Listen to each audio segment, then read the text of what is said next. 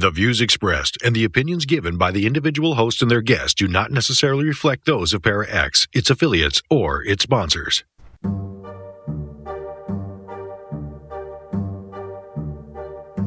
Merry meet everyone, and welcome to Stirring the Cauldron's Masterclass.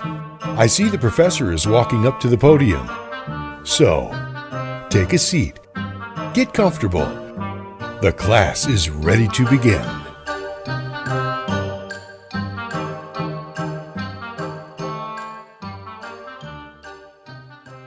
Merry meet everybody, and welcome to another Stirring the Cauldron Masterclass. This time you're going to need to take out your slate and chalk because we're going back in time. Your professor is Richard Sennett, and he's going to be talking about Victorian ghost hunting. Now, Richard is a world-renowned paranormal investigator and ghost storyteller, as well as an established historian and lecturer. If you're listening live to the podcast tonight and not in the virtual classroom, please join us at paraxradionetwork.com so you can be a student and ask questions during the class. Richard, step up to the podium and welcome. Oh, glad to be here. Good to see all your smiling faces out there. And I'm here to tell you about the birth of ghost hunting. And that's, first, it's very, very old. In fact, it dates back to the ancient world with Romans and Greeks and all that. But it really didn't take off until an event happened in America at a little town called Hydesville in 1848. And that was the event that actually began spiritualism, this religion that emerged in upper state New York when two young children, in a rented house communicated with a ghost whom they called Mr. Splitfoot. And this set off a huge wave, like a new religion. And seances, talking to ghosts, they sprouted everywhere. It became a tool for the rich. In fact, even Abraham Lincoln had seances in the White House. Mm-hmm. So it was very popular, especially among the wealthy. And it caught on in the United States, but it really took off in England. But a lot of times they found many of these mediums were fraudulent. And so scientists began to investigate them, attend the seances, see what they were doing right and perhaps real, and what they were doing that was, of course, all fraud. And that was, oddly enough, the birth of what we call modern ghost hunting. In fact, when people started to go beyond the seance room and actually investigate haunted houses, they started to use a lot of the skills they developed in seeking out fraudulent mediums. And so was born the techniques that we now call ghost hunting. But they didn't have all these tools that we have today. Matter of fact, the tools are all a relatively new thing. And that actually dates back to the movie Ghostbusters and all the tools they had in that film, which were, of course, just props. But today, that's the dependency upon tools and equipment took off at that point in time. Now, isn't to say that the early people in the 19th century didn't have tools. They had cameras, and they did take some remarkable pictures, even though they weren't very digital. They used very, very slow times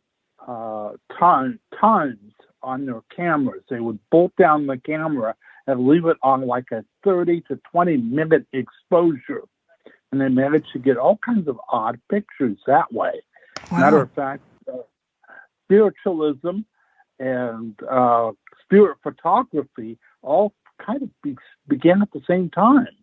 And that was a big craze where mediums would take a picture of you with your dead relative. And such, a lot of them were just double exposures. But people bought into it. And we even have a picture of Mrs. Abraham Lincoln in 1868 after the assassination with Abraham next to her. So these pictures were very, very common. and many proved to be utterly fake. But that didn't stop people from believing in them and from people exposing them. So it started, I guess, in the seance room. Many times what would happen in a seance, a classic seance, is the medium would not be sitting in the circle, but actually in a cabinet off to one side. And they would many times tie her up in a chair, and they would put her in this little enclosed cloth structure, a cabinet. And there she'd go into a trance. And then, lo and behold, she'd pop out, and not as the medium, but as the spirit, as she would walk around and answer people's questions. And a lot of people, of course, found out that there were fraudulent mediums with the cheesecloth they would put on and pretend to be a ghost. That's where the very first tool came into ghost hunting. That was done by an amazing English scientist who was knighted for his work. That was Sir William Crookes. And he invented something we all know and use a lot, and that is the cathode ray tube, which is, the television. And, of course, it wasn't much on in 1870, but he took up the cause of investigating this one psychic medium, Florence Cook, and she would go into a trance, and they would tie her up. She would somehow get out of the bonds and then put on a totally different demeanor and take on the role of Katie King, the daughter of a pirate. So you would meet the medium, this young, demure little young girl, or young woman, actually, she was 18, and then she would be so nice and so polite, and then she would go into the cabinet and come storming out as this brash, foul-mouthed pirate woman who would walk around and give her seance. Very popular. Well, Sir William decided to test her. So he invented a machine. This was the world's first ghost hunting machine. It was a big, gigantic thing about the size of a small refrigerator, and it used wet cell batteries, the whole battery of them. And what it was actually, it just measured vibrations in the floor. So it had contacts with the floor, and it had a little needle on it. And he waited until she came out as Katie King and turned it on. The idea being, if she was a human, not a spirit, she would vibrate the floor as she walked about. And he came forward saying that the floor didn't vibrate. She was a ghost. And a lot of people took this as proof positive there really was a spirit world. Well, wasn't very long right after that a reporter managed to get a ticket to a seance. And several weeks after this pronouncement by Sir William, he actually broke the circle, reached as she walked by and grabbed her dress and ripped it off. It was cheesecloth impregnated with phosphorus paint. It was a fraud. What about Sir William? What about his machine? What happened? Well, either A, she had managed to sabotage it, or it was defective, which I sincerely doubt, or maybe he covered up the truth. Later, after the death of Sir William Crookes, they found in his possession a whole packet of love letters between him and the Florence Cook, the medium. They were having an affair. Even though, of course, he was old enough to be her grandfather. Oh. But that didn't stop him. So a lot of times these things all came out of the seance room. But the main thing they had over us, and when it comes to ghost hunting, is their use of logic. These people use the best ghost hunting tool we have, and that's our mind, our brain. In fact, I tell people the best ghost hunting tool you can use isn't any K2 meter or any of the new things that come out, but a pencil and paper. Write things down. And that's what the Victorians did. The best case was put together by a group that was formed in 1882, and that was the British Society for Psychical Research. Psychical is an old term for psychic. And they were a bunch of college professors who formed this group to study the haunted house and the seance room. And they actually formed this group, SPCR, and they published a journal. By the way, they're still in existence to this day, as well as their American equivalent, the American Society for Psychical Research out of New York. And they still actually do this kind of work. Well, one of the best cases they published was a report by a lady named Rose Morton. I don't think Rose Morton was her actual name, but in the 19th century, her family rented an old rectory that had been built 20 years earlier, and it was haunted. In fact, Rose took it upon herself, a very remarkable young woman, to record the ghost. She actually went to the neighbors and found the legend of the ghost nun would be seen around the outside of the house.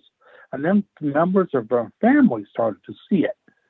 And she interviewed each one, got the details, the times, what had happened, how long the sighting lasted. She later discovered that from analysis of what people said, she was certainly not a nun, even though she was dressed in black. So she was in mourning. Later, she had her face covered. She had her hand covering her face. Later, she did the research, talked to the former people who lived there, and discovered that the second wife of the minister who had built the house, they had had a bad relationship and they had divorced. But she thought that she deserved to have all of her first wife's jewelry. And she kept demanding that jewelry. And the husband said, no, that should go to the daughter. Her daughter should have that and inherit it. And we believe she's looking for those jewels. Well, she did all these experiments with the woman, the ghost. When she saw it, she would actually slowly try to approach it and see what it would do. She would write down the reaction. Once the ghost always went up these stairs. And so what she did is put a black piece of thread across the stairs. And lo and behold, when the ghost went up, the stairs, the thread didn't break. So she was conducting experiments.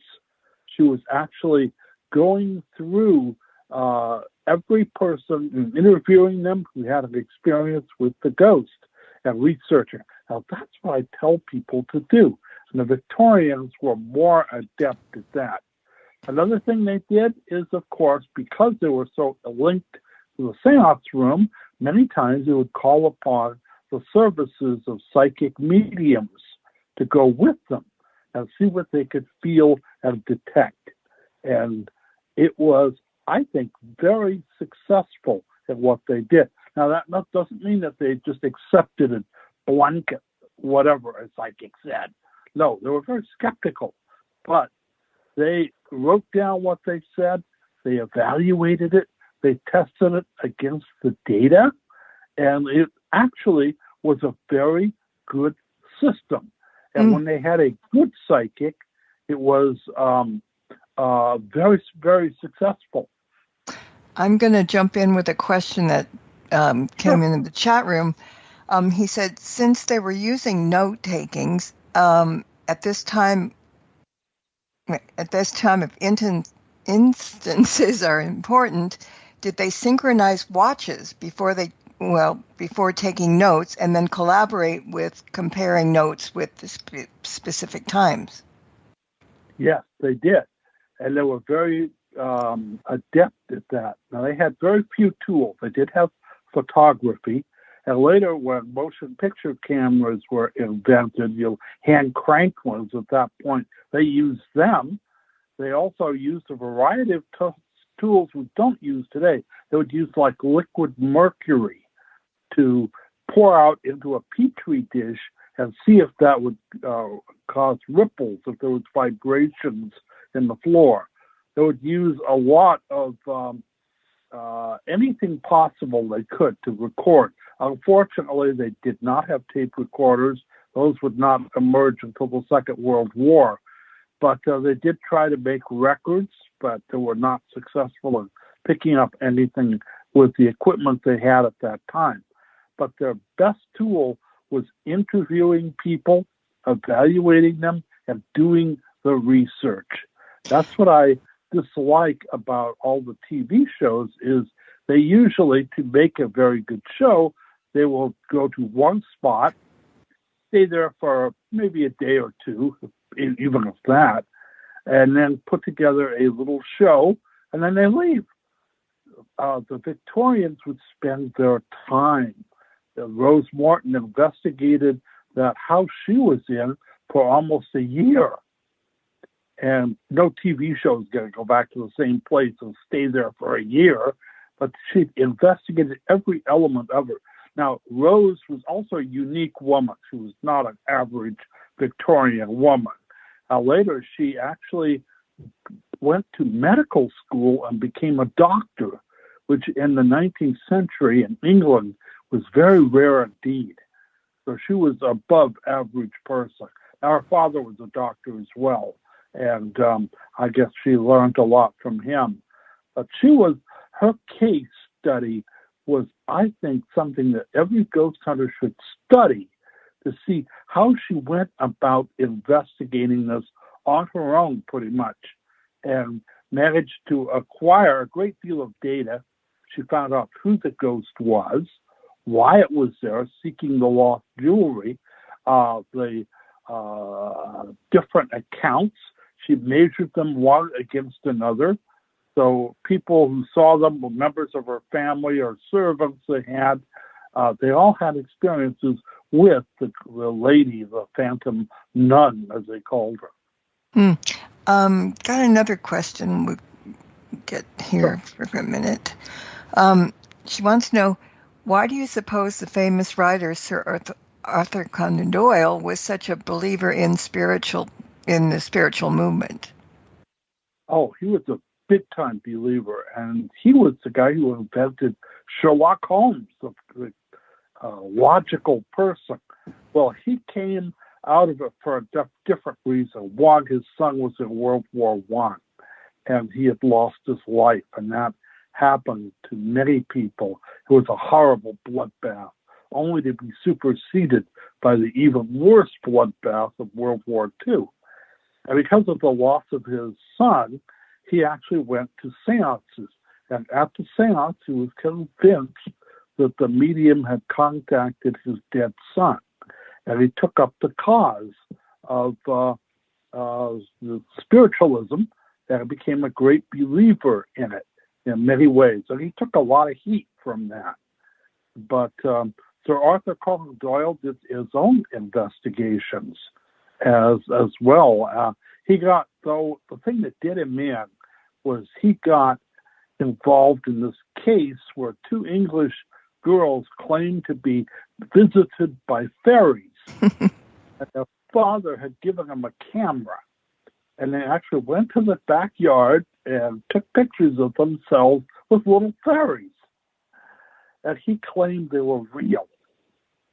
And the girls swore him down that these were visited by little fairy people. Later on, they confessed to what it was.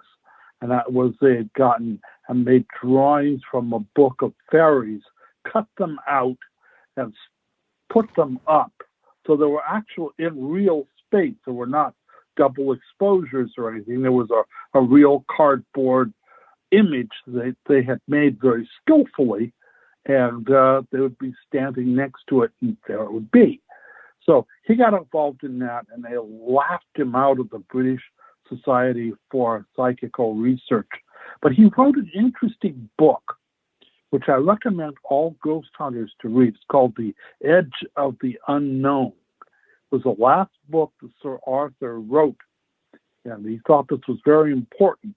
And in it, he tried to essentially put together what was the status of ghost hunting in about 1925. And so if you read it, you get their status. Now, he had a big dispute with Harry Houdini. Houdini said it was all nonsense. He exposed many mediums and actually spoke in Congress to try to close them down. After World War I, there were mediums sprouted up like mushrooms everywhere. Many were fraudulent, too. So he spoke out against it. Sir Arthur and he had been friends, but then they became kind of rivals, enemies, if you will. And Sir Arthur believed that Harry Houdini was really a magician and could really do magic.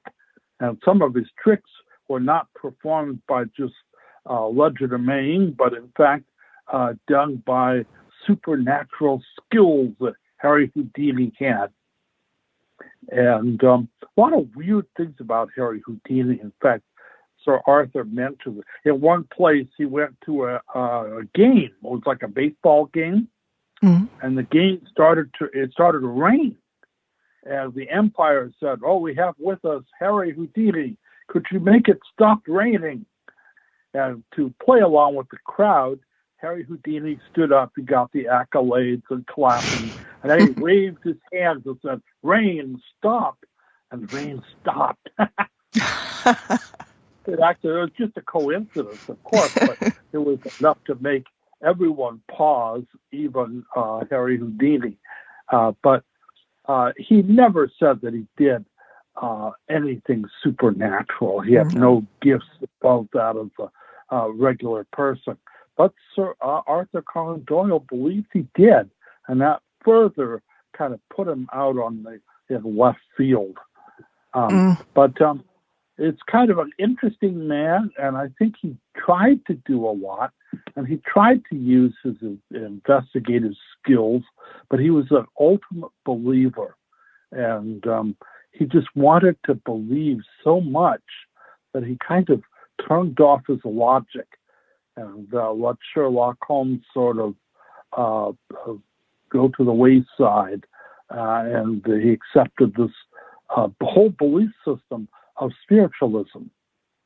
Well, I did a little research about the Victorian era, and, it was reading that Queen Victoria became a believer in the supernatural not until Prince Albert died. And then she started doing seances, but, she didn't believe it until she wanted to get a hold of her deceased husband.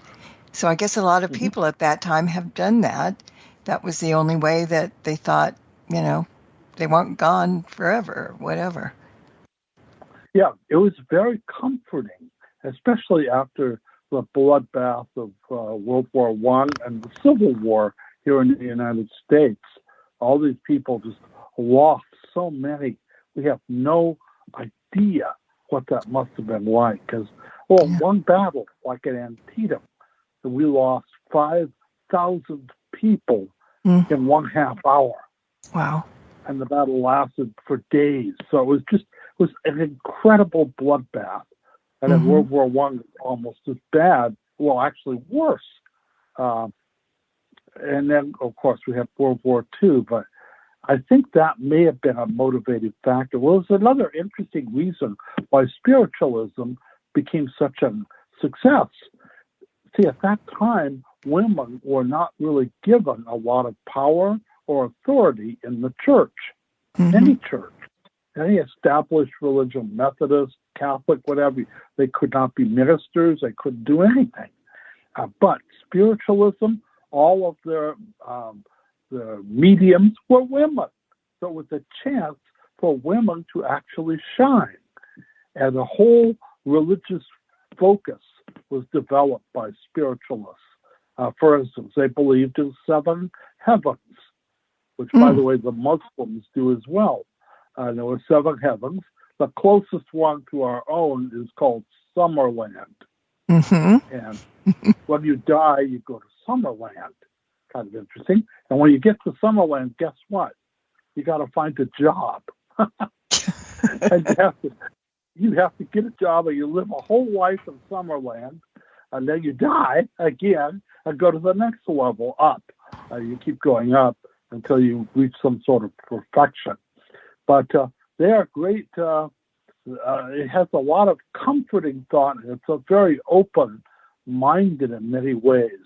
I know when I got married to my wife, we had a spiritualist minister actually perform the ceremony, and in the wedding, they do not have, there's no death. They don't believe that the death happens. In fact, their main mantra is, there is no death, there are no dead. It's just a change, not an actual death. Anyway, spiritualism, which now it still exists, but it's now repudiated. Nobody really thinks much about it. And a lot of people in the ghost hunting community kind of poo-poo the gifts of psychics and spiritualists have. And I think they do that unwisely. I have long learned there are many roads to the truth. There's not one path. In fact, I had an experiment I did at a very haunted hotel in Santa Paula, California, called the Glen Tavern Inn. Very haunted place. Three-story inn. You've probably heard of it. It's a wild place. A lot of ghost hunting crews have gone there. Well, I did an investigation. I had permission. And so I decided to test them. Who is more effective? The spiritualists, the psychics, the pendulum swingers, and the stuff like that, or the people with all the equipment, the ghost hunters with the various tools. Well, so I set together 2 groups. I would see which one got the most data. So they would both operate at the same time. We would each have a different floor and all that. Well, I got there waiting in the lobby, and the ghost hunters, the equipment, the people with their scientific background, they came first. They were on time. Had big aluminum boxes full of equipment, and they were all dressed up with ties, some of them, and they all came. And the metaphysical team, they were late. I waited around for them, but they finally showed up. This one madam had them all under her sway, different people. And anyway, when she came in, she saw the other people, the scientific team, and she just was angry. She said, "Why did you invite those geeks along?" Then later, I talked to the metaphysician, the people who with all the equipment, and they said, "Why did you bring those freaks along?" So I now have names for the 2 groups. It was the freaks versus the geeks. And I set them out. Each was to gather data. And they were supposed to each take a floor and then go to the next floor. Well, that didn't work out. Especially the metaphysicians, they were like herding cats. They went everywhere and did their thing. And then, oddly enough, they actually invaded the space of the scientific team, but then they found they could work together. It was really amazing. The psychic would say, "I feel something by this door right here." Then the guy with the equipment would come and, he'd pick up something right there. And oddly enough, they found working together, they could collect even more data. And as a matter of fact, they actually, working together, managed to complete a full investigation in just a few hours. So that's why I learned that many of these old techniques that we think about, dowsing, things that are kind of flaky, pendulums, swinging, cards, psychic impressions, even seances, they have something to offer. Now, it doesn't mean that they have the truth. They don't. they have just a part of the truth. And the other people with all the equipment, they're in the same boat. They kind of shut themselves off to these impressions, and they kind of only have part of the truth as well. But if you combine the two, you can actually, I believe, conduct a very effective investigation of a haunted site. And we were able to ascertain much about the site. And then, of course, once we get the impressions, the psychic feelings, you have to do the research. And that's one of the things that the Victorians did do. They would sit down and they would research things. Remember, the people who set up the early investigations were all college professors. They were people out of Harvard and Cambridge and stuff. And so they consequently went to the research library. They would do the data. And by collecting the data, they could see why a ghost walks and maybe even identify who they are and maybe even why they're there. And that seems to be an important element in ghost hunting. Okay, we're going to take a break. So everybody sit still, and we'll be back in about 2 minutes. Don't go away. There's more Stirring the Cauldron with Marla Brooks right after these important messages. Do you know where the world's most secret bases are located? Do you know what spooky action at a distance means? Is there a conspiracy by aliens to prevent us from conquering space? And where is the best place in the United States to see a real UFO? Find the answers to all these questions and more in Mac Maloney's new book, Mac Maloney's Haunted Universe.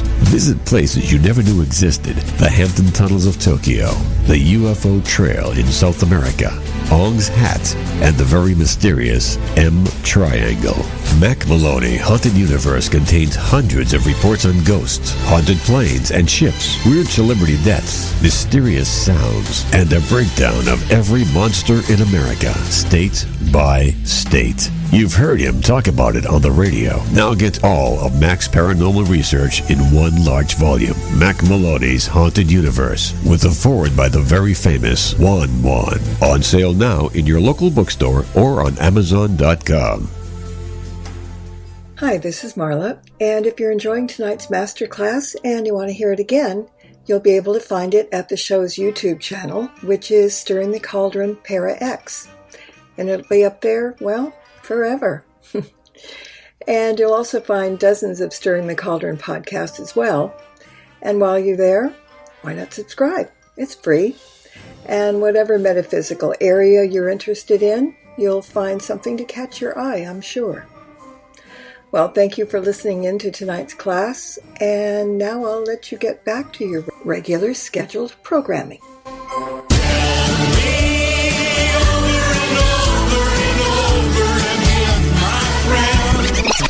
Hi, Barry McGuire here, inviting you to come along with Marla Brooks and let's start stirring the cauldron together on Para X.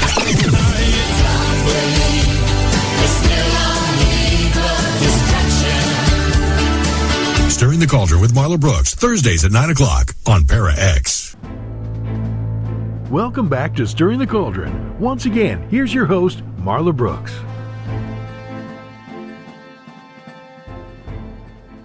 Before the break, we were talking a little bit about ghost hunting, but I want to talk a little bit more about ghost hunters. And the first person that came to my mind was Harry Price, but I think he was several years past the Victorian era, wasn't he?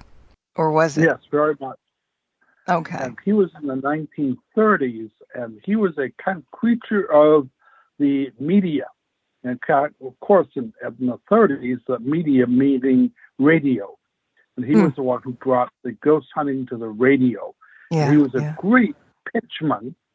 And unfortunately, he was more of a glory hound than he was anything else. So he wrote lots of books, but his investigation of the abbey in England, there was a haunted abbey that he investigated, was a thing that really captivated the nation. In the middle of World War II, he published a book called The Most Haunted House in England. and actually drove war news off the front page of English papers because of his investigations. Now, what he did was he rented this old rectory where there was lots of ghosts seen there, a ghost nun, for instance, and other phantoms that were there. And he would actually rent the building, which didn't have any electricity, and it was just an old building. And he would get college students to spend the night there and write down their experiences. And of course, before he took them, he was very unethical. He told them all the ghost stories. So they're already spooked out, right? He takes them to this place with a lantern and a bunk bed and leaves them overnight. The place is full of mice and rats, and it had been abandoned. And so they would hear and see and feel all sorts of stuff. Then, after getting their reports, now a lot of people spent the night and didn't get anything. All those, you know what he did? He tossed their reports out. He only kept the ones where they had spectacular sort of events happen, which may have all been in their own minds. Now, later he took tours of the house, took reporters on tours, and they would hear things and stuff like that. One reporter followed Harry Price and laid back, because he noticed he always laid back. He didn't lead the tour from the front.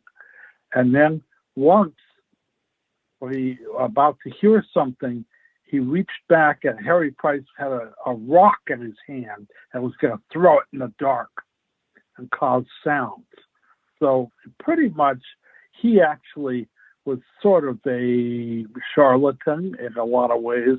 Maybe he was a kind of a Zach Bagans of his day. Quite successful in his endeavors, and he did a lot to help memorialize ghost hunting. But he actually took up the investigation very scientifically, and that's a good part of it. But what he did with the data he collected was not so scientific. So he gets a lot of black eyes from ghost hunters today. But he did make it very popular. Later, the haunted house that he called the most haunted house in England caught fire and burned to the ground. And so it's no longer there, even though they say this place is still haunted in this little town in southern England. Got another question from the chat room. Do you think spiritualist movement is still in existence today? And if so, would it have a different name? No, it doesn't have a different name. It's still spiritualism, but it has been influenced by New Age beliefs. The classical spiritualism did not believe in reincarnation. They believed in seven spheres or heavens, and you just went up the ladder. But modern spiritualists have accepted the idea of samsara or reincarnation from the Hindu beliefs. And so a lot of them have New Age ideas, but I've actually gone to spiritualist churches. And by the way, I recommend it. I decided to test a theory. That's what you have to do with ghost hunting, especially the way I do it. You have to test theories. But my theory was, I'm pretty well known as a ghost hunter. So I went to the special place where they didn't know me. And I went to the spiritualist church where I knew no one. And they didn't know I was coming. I just walked in the door and paid the tithing, $2. I sat down and I just witnessed what was there. Now, much of what spiritualists do is very much like going to a church service in the Midwest. I mean, they have singing, but oddly enough, they don't mention Jesus a lot. He is recognized as an ascended master, but he's just one of many, Buddha and Muhammad and a bunch of other people. So he's just kind of on the list. Then at the end, this is a good part, is they do spirit readings, and the minister will stand up and give messages. And he actually gave messages to people in the group I brought that he didn't know. I knew he didn't know them. And he mentioned things about myself and my past life and my mother who had passed away and things of that nature. So it was kind of an interesting experience. It wasn't just your standard cold reading where you can just sort of guess, oh, the old person, obviously their parents are dead, their uncles are dead, or what have you. But it was pretty interesting. Also, they had another thing called healing. After the church service, they had their practitioners come, and they would have people who had problems sit in a chair, and then they would rub over them just to adjust their auras and do healings. So they actually did that. Now, some of the people were my people I had brought, so I knew what they were. And this one lady had a problem with her leg. Her leg hurt her. And after she went through this healing, which, by the way, they detected, the psychic detected her leg was hurt. Maybe she saw her limping. I'm being skeptical here. But she waved her hands around it. And the lady afterwards went out to lunch and said, my leg doesn't hurt. I've taken all these pills in the past. They never really did much for me, but that healing actually worked. And actually that week, the pain came back. So the following Sunday, she went back and had another healing, and the pain went away forever. So was that placebo effect? Maybe. Or who knows what, I don't know. But I got to know the minister real well. And there's a lot of interesting things about spiritualism. One, every spiritualist church on the altar up by where the minister preaches, they have a large safe. You know what that's for? That was for money for the medium to be bailed out of jail if they were arrested on Sunday for practicing their faith. They could be called out as psychics or as fortune tellers, and there was laws against that. And there was no bail places open on Sunday, so they had to have their own cash available to bail out the minister. So it was a very interesting experience, and why I would recommend people. Now, do I believe everything they say? Not a whit. But is it a unique experience that everyone should have? Yeah, I think so. I think it was a positive. Maybe, who knows, maybe it'll cure your leg if it hurts or not. But also, you would think that in our modern age, here's this little group of 50 people who have practiced this old belief, 100-year-old belief. You would think that the people would accept them in our modern age. They don't. And there were lots of people, there was graffiti on their church saying, Satan, get ye behind me, and stuff like that. A lot of people did their level best to try to close them down and get rid of their whole belief system or their church, the whole bit. As a matter of fact, oddly enough, the minister wore around his neck an Indian arrowhead instead of a cross or anything. In fact, one minister came up to him and pointed to the arrowhead and said, "Why do you wear that? Don't you know they use those to kill people?" And then he turned and pointed to the man's cross on him. He wore around his neck. You know, they used to use that to kill people too. But so spiritualism still exists. It has been greatly influenced by New Age beliefs. But I do recommend someone go and just try it out and see what you think. And they all vary. No two of them are alike, and they all pretty much reflect the skills of them and the abilities of the minister who runs the church. I got yeah. Somebody wants to know about Creek Road. Does that have anything to do with what we're talking about tonight? Oh, yes, it's an old road. Again, what have I found? Places are haunted that people use a lot. And that particular road, oddly enough, follows a Native American trail that went from Ventura up to the Ojai Valley, where there were 4 villages up there. So later it became called Creek Road because it runs alongside of San Antonio Creek.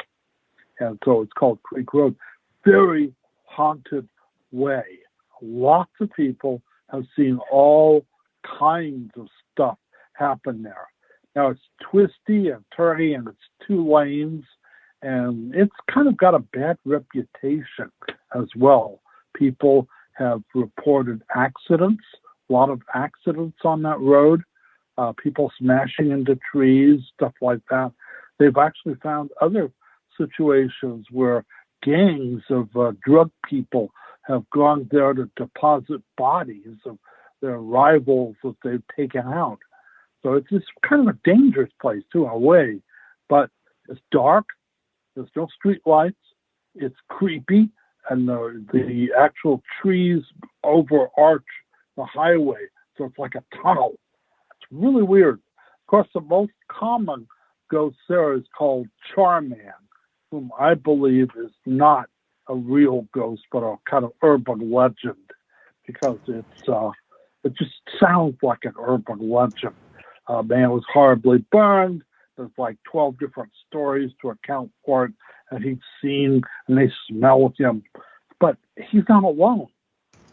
Oddly enough, a lot of people see ghost children. Now, there is a bridge there, modern bridge. People say ghost children haunt the bridge. Well, there's several stories about that, but as I say, that's like the 3rd or 4th bridge. In the rainy season, the San Antonio Creek goes wild. I mean, there's no dams on it or anything, and it really floods badly. And it erodes much of the road. They close it every time it rains badly, and the bridges get wiped out, and they have to be replaced. Once, one of the stories is that there was a school bus, and they were delivering the kids home on a rainy day, and they delivered most of the kids. A few lived off Creek Road, and there was just a handful. They got to the bridge, but it was raining so hard they couldn't see. This was back in the 1920s, so they didn't have a lot of heaters or anything in the vehicle to make it a windshield clear. And they went over the bridge, but unfortunately the bridge had washed out, and the bus went into the drink. And in the confusion and the flooded waters, 2 of the children died. Mm-hmm. Okay. That's a tragedy, right? It's something horrible happened. Well, I figured, well, this has got to be in the newspaper, right? So I went and looked at every damn newspaper. Oh, it was a wild thing. Looking it through, I could never find a single account of this ever happening. So it's like, yeah, it could be urban legend. But later on, I found that before there was a school bus, before there was a paved road, there was a regular roadway that a stagecoach would go from Ventura to Ojai on that route. And once forging that place where the bridge now is, a stagecoach tried to go across the creek, the swollen creek, got caught, and the whole stagecoach was turned over. The horses broke free, and there was 2 children in the cab who died. So maybe that's what the root of the story is. And that's why they see 2 children dressed in old-fashioned clothing on the bridge. Now, the bridge itself is haunted. Oddly enough, it's called Charman Bridge, but remarkably, Charman is never seen on the bridge. But all kinds of other ghosts are. One of the strangest stories I just got is that they see a girl on the bridge. Now, a lot of people drive Creek Road very fast. The story is she was walking on Creek Road, and a car went out of control, speeding, hit her, and killed her. And now she appears on the bridge to warn people to slow down so they don't cause another horrible accident. According to the story, and this is a clever story, if you see her and you're speeding, she'll appear in the car with you. She'll ghostly appear. Not only that, she doesn't appear in the back seat. She gets in the passenger seat. And then this girl actually stomps her little Mary Janes on your accelerator foot and gets you to push the accelerator all the way to the floor. Then she grabs the wheel of your car and fights with you and pulls it into a tree so you'll smash up into a fatal accident that, of course, will kill you. But, of course, being a ghost, she doesn't have to worry about that. So you should, maybe that's just a warning that you shouldn't speed. Who knows? But it's a clever story. It is. I know I won't speed on that road. Well, no, I don't think anybody that's listening now won't go up there either. You know, it's everything old is new again, right? Because there was a time that, ghost hunting wasn't popular. I think, 25 years ago when they started doing stuff on TV, then it came back. What happened in the interim? What do you think? Well, I was there at the dawn of it back in 1978, and there was no ghost taps, there was no ghost shows out there. There wasn't a lot of equipment, as I say, until the coming of the Ghostbuster movie. So consequently, it was being done. I know I was doing it. And I used a lot of psychics. I used a lot of experimentations. I even experimented with Ouija boards, which are now verboten. The idea of using a Ouija board is considered evil, that the spirits of the devil will get you. But we went and did all of these various experiments at haunted places. And I got some very good reactions. I also got a few things which were not so good. When I first got involved in this work, I thought it's got to be very innocent. I mean, if you encounter a ghost, he doesn't have a lot of power to get you. So I figure all these stories of ghosts getting you or causing problems are just stories. Then I came across something evil. That changed my tune. Maybe there are some bad things out there. Fortunately, they're a minority of stuff, but there are evil things out there. In fact, that's where I met my wife. She was a psychic. And I taught a class. I quickly learned I wasn't able to do all the research I needed. So I opened the class up non-credit. Why? So I get all my students to do all the work. Put them to work doing the research and writing and stuff like that. And I would just sort of direct them, which, by the way, was a good system. But a lot of the people who took the class of haunted houses came in with caftans and turbans and said, "Oh, I am Madam So-and-so, I'm psychic." And so I had to develop a test to see who was really psychic and who was what I call a wannabe psychic. Most of them are wannabe psychics. They're about as psychic as my little finger. And but I developed a 5-level test.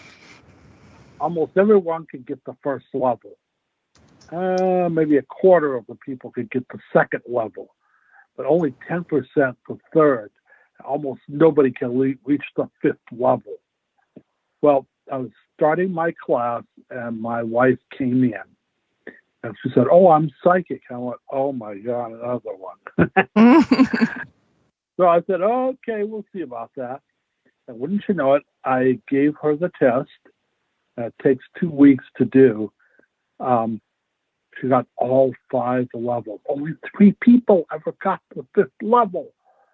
And So I decided to take her out to haunted houses. One of the first places we went, oddly enough, was Creek Road.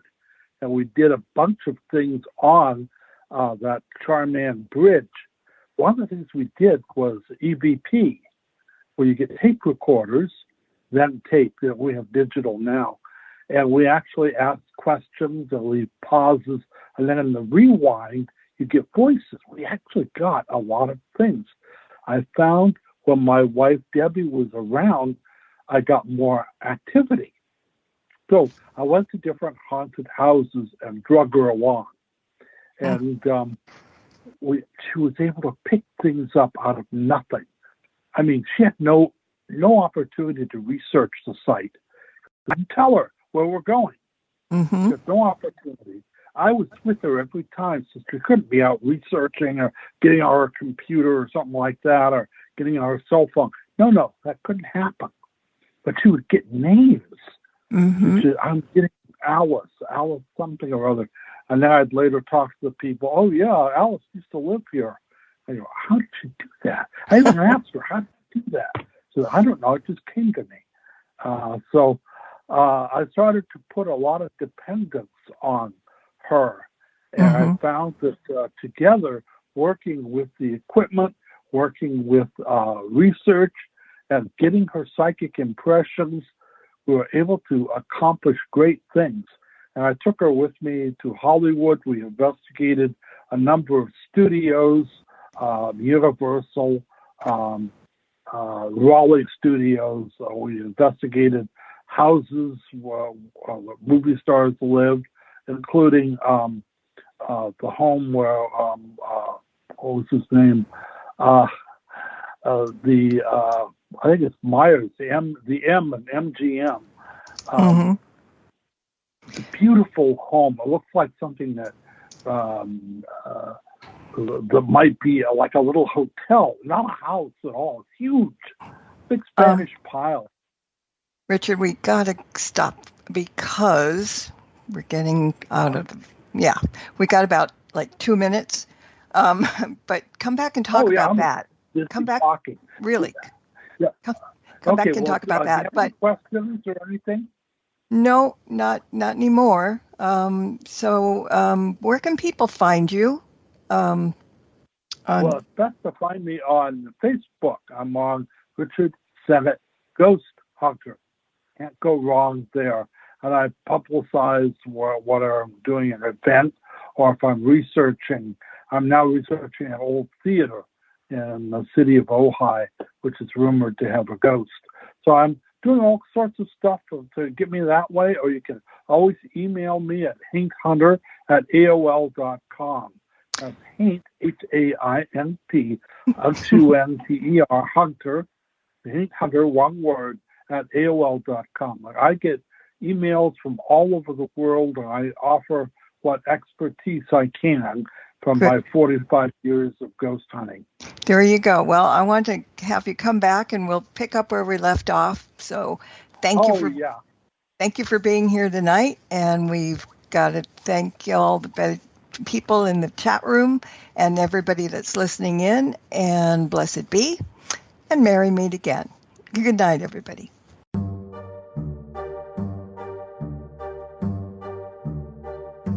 Thank you for tuning into this episode of Stirring the Cauldrons Masterclass.